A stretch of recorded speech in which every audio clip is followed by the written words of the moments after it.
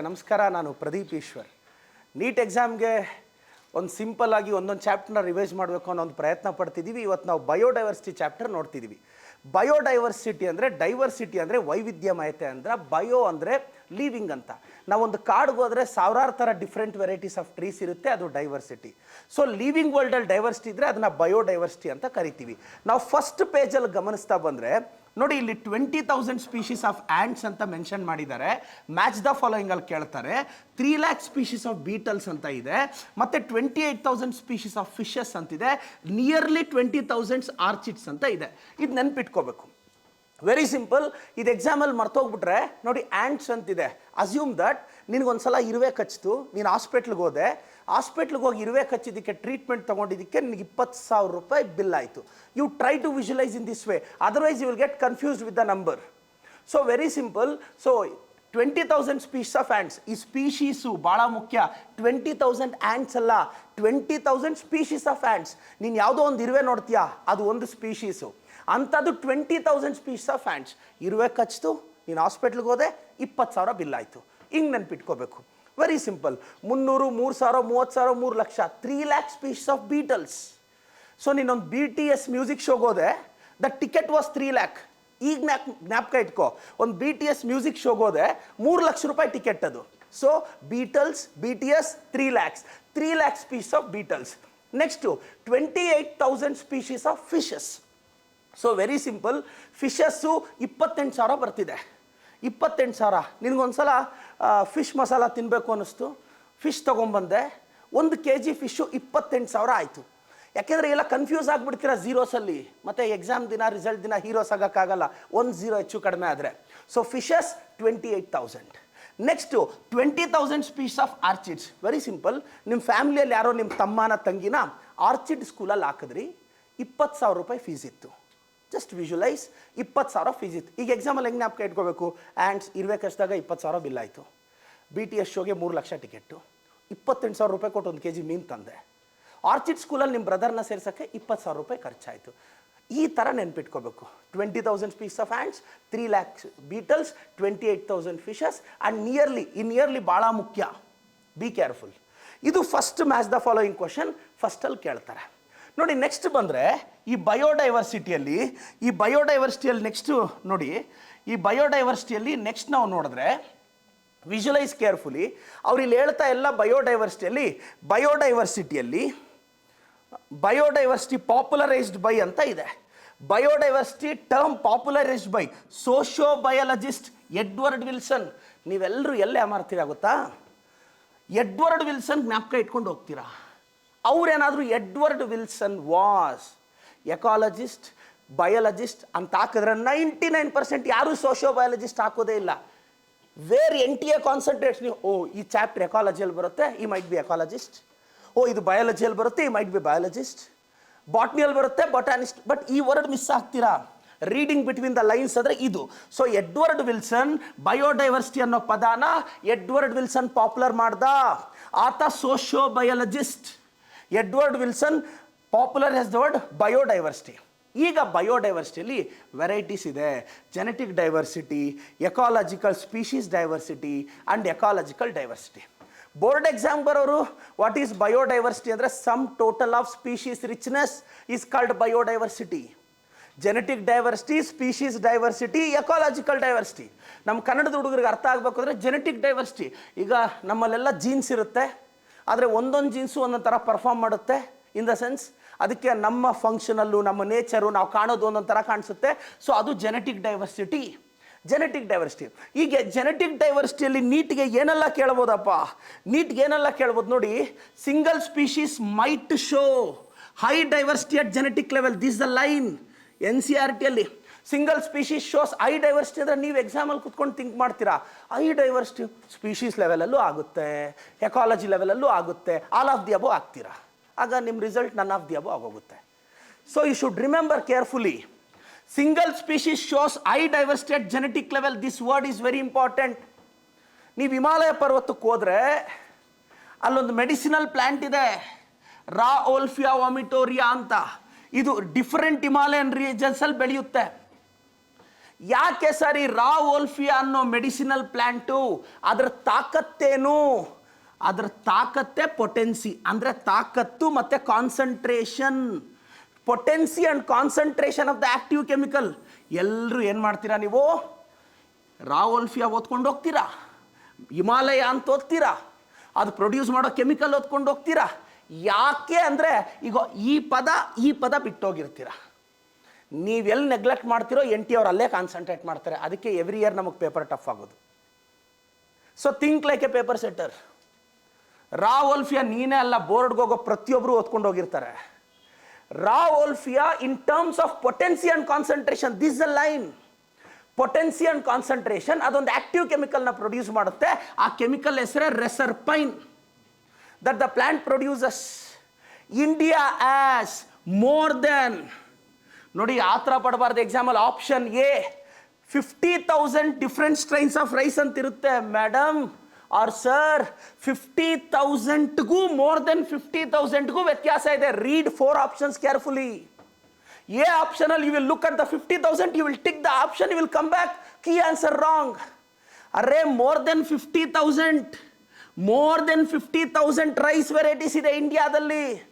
ನಾವು ಯಾವುದೋ ಒಂದು ಸೋನಾ ಮಸೂರಿ, ಒಂದು ಬಾಸ್ಮತಿ ತಿಂತೀವಲ್ಲ, ಹಂಗಲ್ಲ. ಅಂಥದ್ದು 50,000 ಇದೆಯಂತೆ. ಇರೋ ಒಂದು ವೆರೈಟಿನೇ ತಿನ್ನಬೇಡಿ ಅಂತಾರೆ ಡಾಕ್ಟರ್ಸ್. ಇನ್ನು 50,000 ವೆರೈಟೀಸ್ನ ನಾವೆಲ್ಲಿ ತಿನ್ನೋದು? More than 50,000 varieties strains of rice ಇದೆ ಆ್ಯಂಡ್ 1000 ವೆರೈಟೀಸ್ ಆಫ್ ಮ್ಯಾಂಗೋ ಇದೆ. ಈಗ ಈ 50,000 ಸ್ಟ್ರೈನ್ಸ್ ಆಫ್ ರೈಸು ಅಷ್ಟು ಬರೋಕ್ಕೆ ಕಾರಣ ಏನು? Genetic diversity. 1000 varieties of mango ಬರೋಕ್ಕೆ ಕಾರಣ ಏನು? Genetic diversity. ಈ ಜೆನೆಟಿಕ್ ಡೈವರ್ಸಿಟಿಯಲ್ಲಿ ನಮ್ಗೆ ಇಷ್ಟು ಗೊತ್ತಿರಬೇಕು. ಈಗ ಜೆನೆಟಿಕ್ ಡೈವರ್ಸಿಟಿನಪ್ಪ single special high diversity genetic ಲೆವೆಲಲ್ಲಿ ಆಗುತ್ತೆ. ರಾ ವೋಲ್ಫಿಯಾ ಒಮಿಟೋರಿಯಾ ಅಂತ ಒಂದು ಮೆಡಿಸಿನಲ್ ಪ್ಲಾಂಟ್ ಇದೆ, ಅದು ಹಿಮಾಲಯ ರೇಂಜಲ್ಲಿ ಬೆಳೆಯುತ್ತೆ, ಅದು ರೆಸರ್ಪೈನ್ನ ಪ್ರೊಡ್ಯೂಸ್ ಮಾಡುತ್ತೆ. ಪೊಟೆನ್ಸಿ ಆ್ಯಂಡ್ ಕಾನ್ಸಂಟ್ರೇಷನಲ್ಲಿ ಜಾಸ್ತಿ ಇದೆ. More than 50,000 strains of rice ಇದೆ ಇಂಡಿಯಾದಲ್ಲಿ, ಡಿಫ್ರೆಂಟ್ ಸ್ಟ್ರೈನ್ಸ್ ಆಫ್ ರೈಸ್ ಇದೆ, 1000 ವೆರೈಟೀಸ್ ಆಫ್ ಮ್ಯಾಂಗೋ ಇದೆ. ಇಷ್ಟು ಒಂದು 6-7 ಕ್ವಶನ್ ಜೆನೆಟಿಕ್ ಡೈವರ್ಸಿಟಿಯಲ್ಲಿ ರೈಸ್ ಮಾಡ್ಬೋದು. And species diversity. ಈ ಭೂಮಿಯಲ್ಲಿ 700 ಕೋಟಿಗೂ ಹೆಚ್ಚು ಜನ ಮನುಷ್ಯರಿದ್ದೀವಲ್ವಾ, ನಾವೆಲ್ಲ ಒಂದೇ ಸ್ಪೀಷೀಸ್ ಸೇರಿರೋರು. Homo sapien, Homo is a genus, sapien is a species. 700 ಕೋಟಿ ಅಲ್ಲ, ನಾವೆಲ್ಲ ಒಂದೇ. ಹಂಗೆ ಮನುಷ್ಯರೆಲ್ಲ ಒಂದು ಅನಿಮಲ್ಸ್ ಒಂದೊಂದು ಥರ ಇದೆ. ಅದು species diversity. The diversity at species level, board exam ಬರೀಬೇಕಾ? Diversity at genetic level is called genetic diversity, diversity at species is called species diversity, diversity at ecology is called ecological diversity. Simple ಆಗಿ ಬರೆದ್ಬಿಡಿ. ಈಗ species diversity ಇದೆ. For example, Western Ghats have greater amphibian species diversity than Eastern Ghats. Western ಘಾಟ್ಸಲ್ಲಿ amphibian species diversity ಜಾಸ್ತಿ ಇದೆ Eastern ಘಾಟ್ಸ್ಗಿಂತ. ಎಕ್ಸಾಮಲ್ ಕೇಳ್ತಾರೆ, ಈಸ್ಟರ್ನ್ ಘಾಟ್ಸ್ ಈ as less amphibian species diversity than Western Ghats ಅಂತಾರೆ. ನೀವೇನಂತೀರಾ? ನಿಮ್ಮ ಪ್ರಕಾರ ವೆಸ್ಟರ್ನ್ ಘಾಟ್ಸ್ ಸ್ಟಾರ್ಟ್ ಆಗಬೇಕು, ಈಸ್ಟರ್ನ್ ಘಾಟ್ಸ್ಗೆ ಎಂಡ್ ಆಗಬೇಕು. ಆದರೆ ಆ ಲೈನ್ ಫುಲ್ ಓದಬೇಕು, ಅದು ಲೈನ್ ಫುಲ್ ಓದಬೇಕು. 4 ಆಪ್ಷನ್ ಓದೋರ್ಗೂ ಆನ್ಸರ್ ಡಿಸೈಡ್ ಮಾಡಿಬಿಡಿ. ನಿಮ್ಮ ಹೆಸರೇನು ಅಂತ ಕೇಳಿದ್ರು 4 ಆಪ್ಷನ್ ಓದಿ. ಯಾಕೆಂದರೆ ನಿಮ್ಗೆ ನನ್ನ ಹೆಸರು ನನಗೆ ಗೊತ್ತಿಲ್ವಾ ಅಂತ. ನಾನು ಯಾಕೆ ಹೇಳ್ತಾ ಇದ್ದೀನಿ ಅಂದರೆ, you should read very well. ಯಾಕೆಂದರೆ ನೀನು ಕರೆಕ್ಟಾಗಿ ಕ್ವಶನ್ ಪೇಪರ್ ಓದಿದ್ರೆ ಕರೆಕ್ಟಾಗಿ ರಿಸಲ್ಟ್ ಬರುತ್ತೆ. ನಿನ್ನ ಬಗ್ಗೆ ಕರ್ನಾಟಕ ಓದುತ್ತೆ. ನೀನು ಕಣ್ಣು ಮುಂದೆ ಇರೋ ಕ್ವಶನ್ ಪೇಪರ್ನೇ ನೀನು ನೆಟ್ಟಿಗೆ ಓದಲಿಲ್ಲ ಅಂದರೆ ನಿನ್ನ ಬಗ್ಗೆ ಕರ್ನಾಟಕ ಯಾಕೆ ಓದಬೇಕು ಮಗ? ನಿನ್ನ ಬಗ್ಗೆ ನಿನ್ನ ಡಿಸ್ಟಿಕ್ ಯಾಕೆ ಓದಬೇಕು? ನಿನ್ನ ಕಣ್ಣು ಮುಂದೆ ಇರೋ ಕೆರಿಯರ್ ಅಂತ ಭಾವಿಸಿರೋದು 3 ಅವರ್ ಪೇಪರ್ನೇ ನಿನ್ನ ಕೈಯಲ್ಲಿ ನೆಟ್ಟಿಗೆ ಓದೋಕ್ಕಾಗ್ತಿಲ್ಲ ಅಂದರೆ why people should read about you? Be focused what you are doing. Exam, NEET exam prepare ಆಗ್ತಿದ್ದೀರಾ, NCERT ಮುಂದೆ ಕುತ್ಕೊಂಡು ಶ್ರದ್ಧೆಯಿಂದ ಓದಬೇಕು, ಒಂದೊಂದು ಲೈನು ಓದಬೇಕು. ಅಯ್ಯೋ ಇಷ್ಟೆಲ್ಲ ಓದೋಕ್ಕಾಗಲ್ಲ ಅಂದರೆ ಕನಸು ಯಾವನ್ ಕಣ ಕೇಳಿದ್ನೋ? ಡಾಕ್ಟ್ರ್ ಆಗ್ತೀನಿ, ವೈಟ್ ಕೋಟ್ ಹಾಕ್ತೀನಿ, ಪಕ್ಕದಲ್ಲಿ MBBS ಅಂತ ಸೇರಿಸ್ಕೊತೀನಿ, ಸೋಷಿಯಲ್ ಸರ್ವಿಸ್ ಮಾಡ್ತೀನಿ, ಜನಕ್ಕೆ ಒಳ್ಳೇದು ಮಾಡ್ತೀನಿ ಅಂತ ಹೈಸ್ಕೂಲಿಂದ ಹೇಳ್ಕೊಂಬಂದಲ್ಲ. ಈಗ ಪ್ರೂವ್ ಮಾಡೋ ಟೈಮು ಮಗನೇ. ಕುತ್ಕೊಂಡು ಪ್ರೂವ್ ಮಾಡಬೇಕು, ಪೇಷನ್ಸ್ ಇರಬೇಕು, ಆವಾಗಲೇ ಪೇಷನ್ಸ್ನ ಟ್ರೀಟ್ ಮಾಡೋಕ್ಕಾಗೋದು. ಕಮ್ಮಿಂಗ್ ಬ್ಯಾಕ್ ಟು ದಿಸ್, ಈಗ ನಮಗೆ ಸ್ಪೀಷೀಸ್ ಡೈವರ್ಸಿಟಿ ಆಯಿತು. Western Ghats have greater amphibian species diversity than Eastern Ghats. Next ecological diversity ಇದೆ ನೋಡಿ, ಇಲ್ಲಿ ಇದು ಈ line Western Ghats greater amphibian species diversity than Eastern Ghats. Next ecological diversity ನೋಡಪ್ಪ, ಒಂದೊಂದು ಏರಿಯಾ ಒಂದೊಂದು ಥರ ಇರುತ್ತೆ. ಎಕಾಲಜಿ ಹ್ಯಾಬಿಟೇಟ್ ಅಂದರೆ ವಾಸ ಮಾಡೋ ಸ್ಥಳ.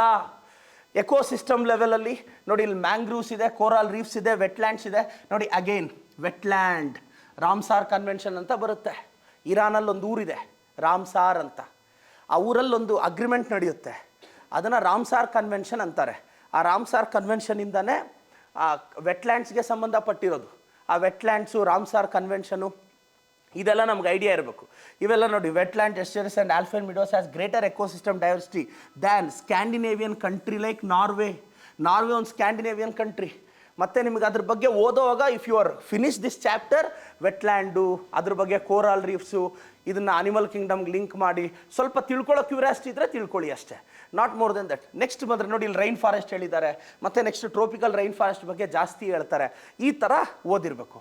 ನೆಕ್ಸ್ಟ್ ನೋಡಿ, ಈಗ ಈ NCERTಯಲ್ಲಿ ಭಾಳ ಮುಖ್ಯ ಈ ಲೈನ್ಸ್ ಇಲ್ಲಿವರೆಗೂ ಓದ್ಕೊಂಡು ಬಂದು ಡೈರೆಕ್ಟಾಗಿ ಹ್ಯೂಮನ್ ಟೆಂಡೆನ್ಸಿ ಇಲ್ಲಿಗೆ ಜಂಪ್ ಆಗಿಬಿಡ್ತೀರಾ, ಇಲ್ಲಿಗೆ ಜಂಪ್ ಆಗ್ತೀರಾ.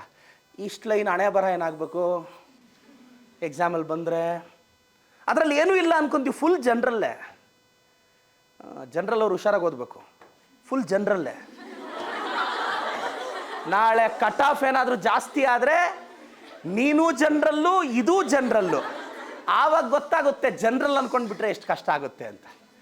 So now look here madam, look here sir, it has taken millions of years of evolution to accumulate this rich diversity, but we could lose all that wealth in less than 2 centuries if the present rate species losses continue. ಹಿಂಗೇನಾದರೂ ಮುಂದುವರಿದರೆ ಎಷ್ಟು ವರ್ಷಗಳಲ್ಲಿ ನಾವು ಕಳ್ಕೊಂತೀವಿ ಅಂದರೆ, see again it's a less than 2 centuries. ನೀವೆಲ್ಲ 2 centuries ಹಾಕ್ಬಿಡ್ತೀರಾ, gone. It's a less than 2 centuries. ಆ ವರ್ಡ್ ಭಾಳ ಮುಖ್ಯ. 2 centuries, less than 2 centuries, more than 2 centuries, ಇದು less than 2 centuries. ಇದು ಭಾಳ ಮುಖ್ಯ. ಬಯೋಡೈವರ್ಸಿಟಿ ಅಂಡ್ ಇಟ್ಸ್ ಕನ್ಸರ್ವೇಷನ್ ನಾವು ವೈಟಲ್ ಎನ್ವಿರಾನ್ಮೆಂಟಲ್ ಇಶ್ಯೂ. ಇದು ಲೈನು ಜನರಲ್ ಲೈನ್ ಅನ್ಕೋಬೇಡಿ. Which of the following is vital environmental issue? ಎಲ್ಲರೂ ವೈಟಲ್ ಎನ್ವಿರಾನ್ಮೆಂಟಲ್ ಇಶ್ಯೂ ಅಂತ ಹಾಕಿ ಎ ಆಪ್ಷನಲ್ಲಿ ಪೊಲ್ಯೂಷನ್ ಅಂತ ಹಾಕಿದ್ರೆ ಹಾಕ್ಬಿಡ್ತೀರಾ ನೀವು. You assume that pollution might be the vital, it might be, but according to NCERT it's not. Vital environmental issue, though it looks like English, biology has its own language. You should remember this. Biodiversity and conservation, vital environmental issue of international concern. ಇಷ್ಟು ನಮಗೆ ಗೊತ್ತಿರಬೇಕು. ಹಾಗಾದರೆ how many species are there on earth and how many in India? ಭಾರತದಲ್ಲಿ ಎಷ್ಟಿರ್ಬೋದು, ಎಷ್ಟು species ಇರ್ಬೋದು ಅಂತ ಕೇಳ್ತಾರೆ. ಎಷ್ಟು ಸ್ಪೀಷೀಸ್ ಇರ್ಬೋದು ಅಂತ ಕೇಳಿದಾಗ ನಮ್ಗೆ ಇದ್ರ ಬಗ್ಗೆ ಕರೆಕ್ಟಾಗಿ ಮಾಹಿತಿ ಗೊತ್ತಿರಬೇಕು. ನೋಡಿ, since there are published records of all the species discovered and named, we know how many species in all have been recorded so far, but it's not easy to answer the question of how many species there on the earth. According to IUCN 2004, International Union for Conservation of Nature and Natural Resources, ಅವ್ರು simple ಆಗಿ IUCN expansion ಕೇಳ್ತಾರೆ. Union and conservation ಈ ಪದಗಳ ಮೇಲೆ neglect ಮಾಡ್ತೀವಿ. Year ಕೇಳ್ತಾರೆ 2004. IUCN 2004 ಪ್ರಕಾರ total number of plant and animal species describe so far, ಇಲ್ಲಿಯವರೆಗೂ IUCN ಹೇಳೋ ಪ್ರಕಾರ ಇಲ್ಲಿಯವರೆಗೂ so far is slightly more than 1.5 million. 1 million ಅಂದರೆ 10 ಲಕ್ಷ, 1.5 ಮಿಲಿಯನ್ ಅಂದರೆ 15 ಲಕ್ಷ. IUCN ಪ್ರಕಾರ ಇದುವರೆಗೂ ಪ್ಲಾಂಟ್ ಮತ್ತು animal species 1.5 million, slightly more than 1.5 million. But we have no clear idea of how many species yet to be discovered. ಕೇಳ್ತಾರೆ, which of the following is correct with respect to IUCN ಅಂತ. IUCN ಪ್ರಕಾರ slightly more than 1.5 million ಅಂತೆ plants and animals. ಆದರೆ IUCNಗೆ ಗೊತ್ತಿಲ್ವಂತೆ ಇನ್ನೂ ಎಷ್ಟು ಕಂಡುಹಿಡಿಬೇಕು ಅಂತ. ನಾವೇನಂತೀವಿ, ಅದು ಹೇಳಿರೋರ್ಗೆ ಇದು ಗೊತ್ತಿರಲ್ವಾ, ಆ ಸ್ಟೇಟ್ಮೆಂಟ್ ರಾಂಗ್ ಅನ್ಕೊಂತೀವಿ. ಯಾಕಂದ್ರೆ IUCNಗೆ ಇನ್ನೂ ಎಷ್ಟು ಕಂಡುಹಿಡಿಬೇಕು ಅಂತ ಗೊತ್ತಿರಲ್ವಾ. ನಮ್ಮ ಲೈಫಲ್ಲಿ ಏನಾಗ್ತೀವಿ ಅಂತ ನಮಗೆ ಗೊತ್ತಿಲ್ಲ.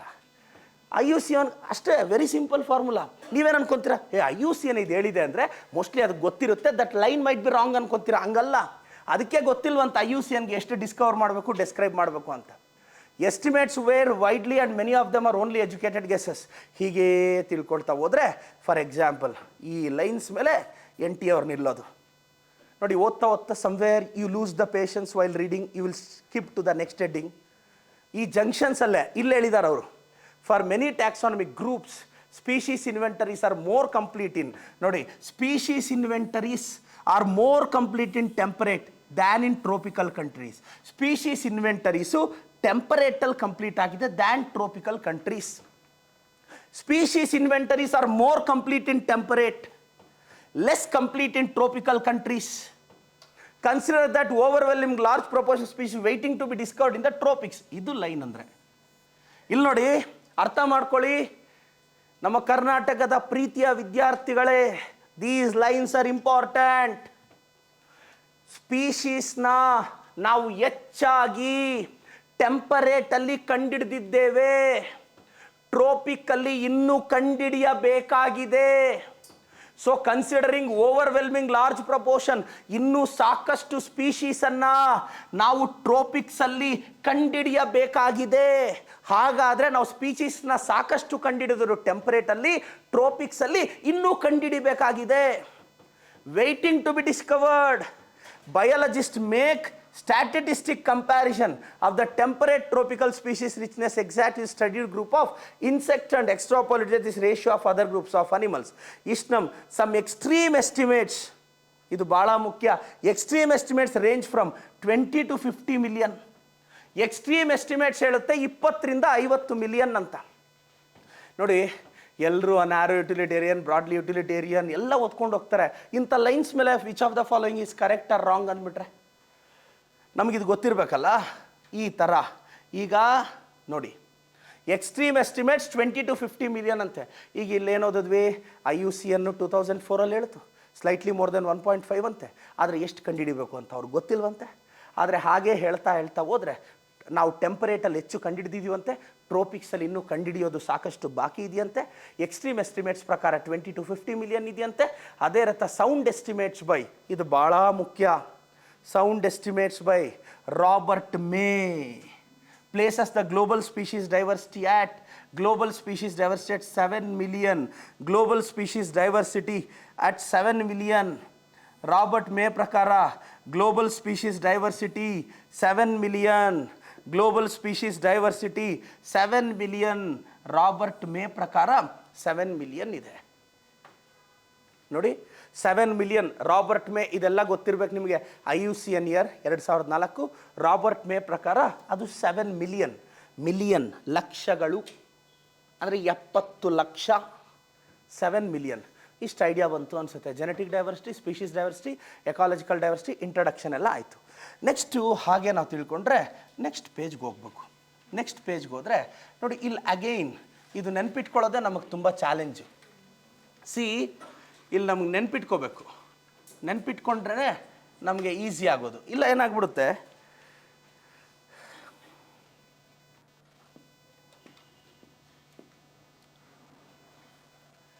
ಈಗ ಈ ಲೈನ್ಸ್ ನೀವು ಓದ್ತಾ ಹೋದ್ರೆ more than 70% of the all the species recorded are animals. ಇದುವರೆಗೂ ಏನೆಲ್ಲ ಕಂಡಿಡ್ದಿದ್ದಾರೋ ಅದರಲ್ಲಿ ಮೋರ್ ದೆನ್ 70% ಅನಿಮಲ್ಸ್ ಅನ್ನಂತೆ.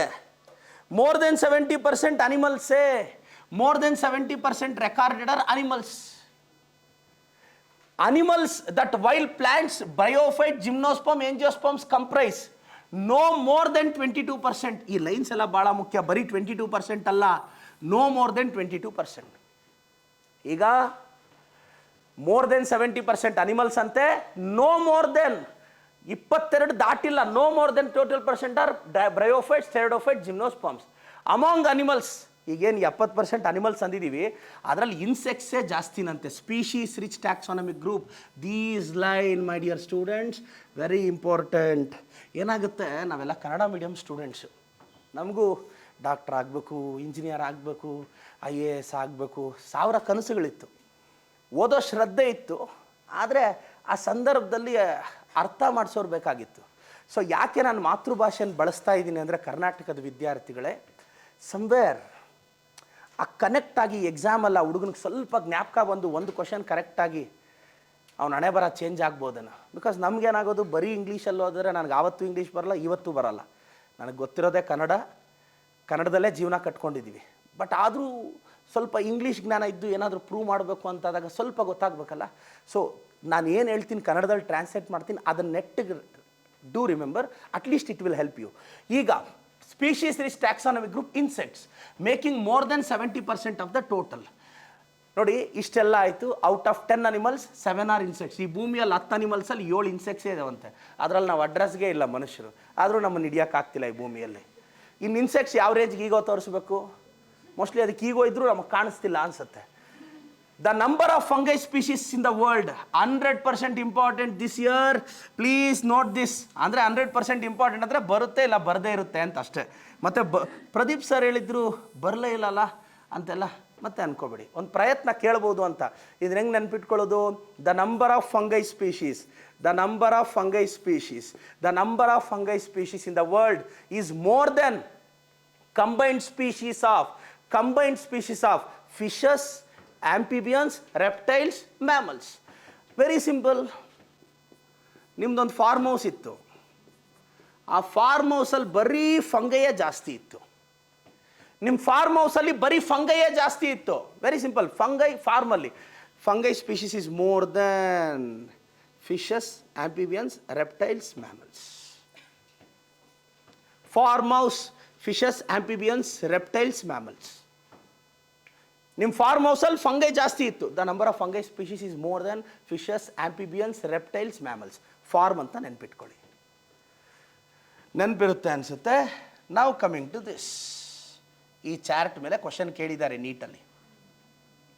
ಆ ಇನ್ವರ್ಟಿಬ್ರೇಟ್ಸು, ವರ್ಟಿಬ್ರೇಟ್ಸು, ಪ್ಲ್ಯಾಂಟ್ಸು ಇದನ್ನೆಲ್ಲ ನೋಡಬೇಕು. ಇನ್ಸೆಕ್ಟ್ಸ್ ಜಾಸ್ತಿ ಇದೆ, ಇದು ಅಂಡರ್ಸ್ಟುಡ್ಡು. ಇಲ್ಲಿ ಮಲಸ್ಕಾ, ಕ್ರಸ್ಟೇಷನ್ಸ್, ಅದರ್ ಅನಿಮಲ್ ಗ್ರೂಪ್ಸ್ ಅಂತಿದೆ. ಈ ಸೀಕ್ವೆನ್ಸ್ ಒಂದು ನೆನ್ಪಿಟ್ಕೊಳ್ಳಿ. ಆ ಕಡೆ ವರ್ಟಿಬ್ರೇಟ್ಸ್ ಅಂತಿದೆ ನೋಡಿ, ಅರ್ಧ ಫಿಶಸ್ಗೆ ಬರ್ತಿದೆ. ಈ ಕಡೆ again amphibians, reptiles, birds, mammals ಅಂತ ಬರ್ತಿದೆ. ಇದನ್ನು ಕ್ಲೀನಾಗಿ ಒಂದ್ಸಲ ವಿಜುವಲೈಸ್ ಮಾಡಿ. ಅರ್ಧ ಫಿಶಸ್ ಬರ್ತಿದೆ, ಆ ಕಡೆ ಮ್ಯಾಮಲ್ಸ್, ಬರ್ಡ್ಸ್, ರೆಪ್ಟೈಲ್ಸ್, ಆಂಫಿಬಿಯನ್ಸ್. ಕೇಳ್ಬೋದು, ನೆಗ್ಲೆಕ್ಟ್ ಮಾಡೋಂಗಿಲ್ಲ.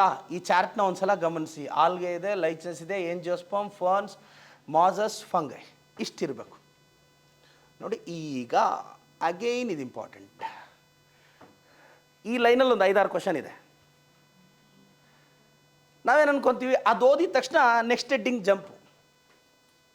ಜನರಲ್ ಆಗಿ ಬೋರ್ಡ್ಗೆ ಹೋದವರು ಸೈಕಾಲಜಿ ನೋಡಿ, ಇಲ್ಲಿ ಎಷ್ಟಿದೆ. It should be noted that estimates do not give any figures for prokaryotes.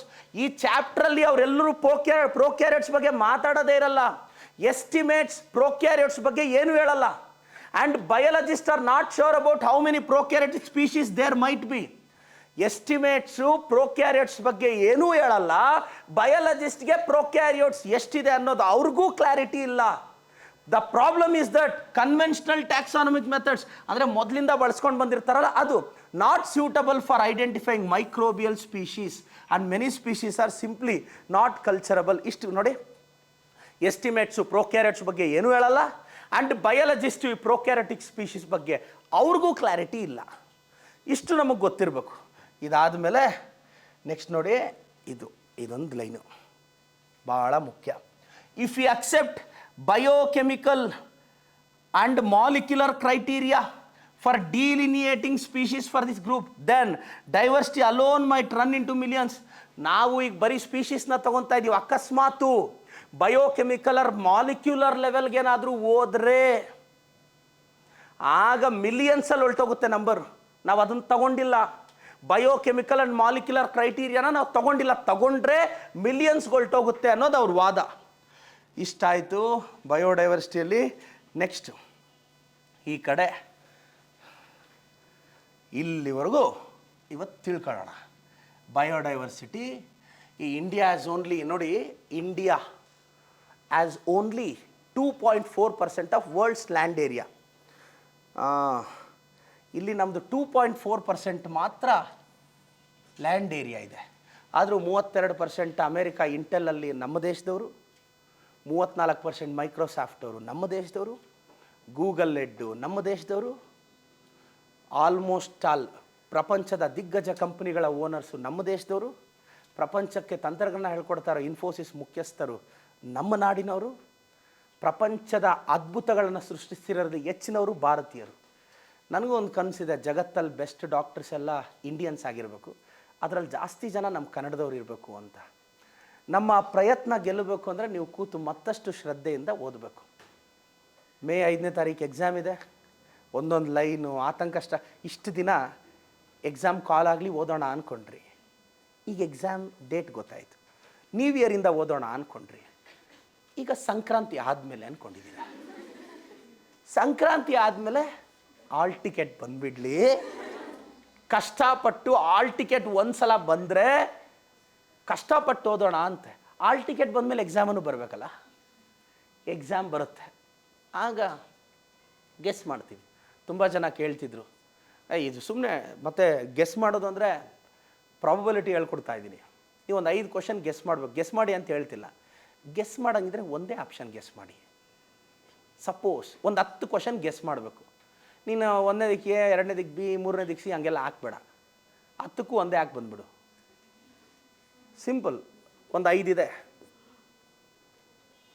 5ಕ್ಕೂ B ಅಥವಾ 5ಕ್ಕೂ ಸಿ ಹಾಕಿದೆ ಅನ್ಕೊ, ಹಾಕು. 5ಕ್ಕೂ ಸಿನೇ ಹಾಕು. ನೀನು ಅದೃಷ್ಟ ಚೆನ್ನಾಗಿದ್ದು 1 ಕರೆಕ್ಟ್ ಆಯ್ತು ಅನ್ಕೋ, ಇಲ್ಲ 2 ಕರೆಕ್ಟ್ ಆಯ್ತು ಅನ್ಕೋ, ಆಗಲೇಬೇಕಲ್ಲ. ಯಾಕೆಂದರೆ 180 ಕ್ವಶನಲ್ಲಿ ಎ ಆಪ್ಷನಲ್ಲಿ ಒಂದಷ್ಟು 40-45 ಬರಬೇಕು, ಬಿ ಅಲ್ಲಿ ಒಂದು 40-45 ಬರಬೇಕು. ಸಾಫ್ಟ್ವೇರ್ ಹಂಗೆ ತಗೊಳುತ್ತೆ ಅಂತ ಹೇಳ್ತಾರೆ, ನನಗೂ ಗೊತ್ತಿಲ್ಲ. 5 ನೀನು ಒಂದೇ ಆಪ್ಷನ್ ಹಾಕಿ 2 ಕ್ಲಿಕ್ ಆದರೆ 8 ಮಾರ್ಕ್ಸ್ ಬಂತು. 3 ರಾಂಗ್ಯದಾಗಿತ್ತೆ, -3 ಆಯಿತು, 5 ಮಾರ್ಕ್ಸ್ ಬಂತು. ಈಸಿ. ಒಂದೇ ಆಪ್ಷನ್. ಅಕಸ್ಮಾತು ನಾನು ಹೇಳಿದ್ದು ಕೇಳಿ ನಿನಗೆ ಅಷ್ಟೂ ಮಾರ್ಕ್ಸ್ ಹೋದರೆ ನನ್ನನ್ನು ಬೈಕೋಬೇಡ. ನಾನಿದು ಪ್ರಾಬಬಿಲಿಟಿ ಹೇಳ್ತಾ ಇದ್ದೀನಿ ಅಷ್ಟೇ. ಗೆಸ್ ಮಾಡಂಗಿದ್ರೆ ಒಂದು ಅವಕಾಶ. ಮತ್ತು ನಾನು ಹೇಳಿದ್ದಕ್ಕೆ ನೀನು ಹಾಕ್ಬಿಟ್ಟೆ ಅಂತೆಲ್ಲ ನನ್ನೆಲ್ಲ ಬ್ಲೇಮ್ ಮಾಡಬೇಡ, ವಿರೋಧ ಪಕ್ಷದ ಥರ. ಮತ್ತೆ ವಿರೋಧ ಪಕ್ಷದವ್ರ ಹತ್ರನೇ ಬೈಸ್ಕೊಳಕ್ಕಾಗ್ತಿಲ್ಲ ಈಗ ನಮಗೆ. ಕಮಿಂಗ್ ಬ್ಯಾಕ್ ಟು ದಿಸ್, ಈಗ 2.4% ಆಫ್ ಲ್ಯಾಂಡ್ ಏರಿಯಾ ಇಂಡಿಯಾದು, ನಮ್ಮ ಇಂಡಿಯಾದು. ಆದರೆ ಇಂಪ್ರೆಸಿವ್ ಡೈವರ್ಸಿಟಿ 8.1% ಇದೆ. ಲ್ಯಾಂಡ್ ಏರಿಯಾ 2.4% ಇದೆ, ಆದರೆ ನಮ್ಮದು ಡೈವರ್ಸಿಟಿ 8.1% ಇದೆ. 12 ಮೆಗಾ ಡೈವರ್ಸಿಟಿ ಕಂಟ್ರೀಸಲ್ಲಿ ನಮ್ಮ ದೇಶನೂ ಒಂದು.